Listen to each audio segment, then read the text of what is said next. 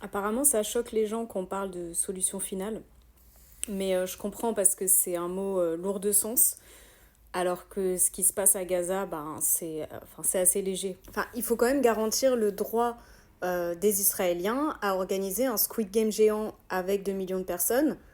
Enfin, c'est un droit totalement fondamental. Mais bon, vu que vous êtes hyper premier degré, on va regarder la définition de solution finale. D'après Wikipédia, c'est un euphémisme du Troisième Reich pour le projet d'extermination des Juifs d'Europe pendant la Seconde Guerre mondiale.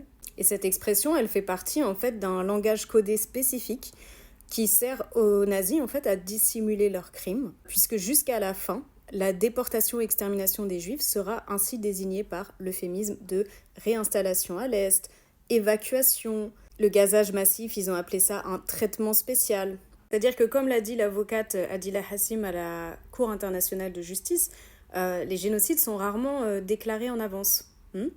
En revanche, dans le cas présent qui nous intéresse, on a une floraison de déclarations génocidaires, donc d'intentions génocidaires, à savoir d'éradiquer la population de Gaza, à travers une déshumanisation systématique et des déclarations, encore une fois, plus qu'explicites.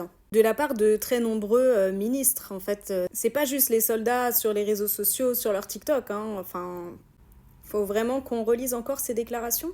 Alors vous allez me dire, ouais, mais le Hamas, ils utilisent la population comme bouclier humain. Ah mince, il y a un petit malentendu.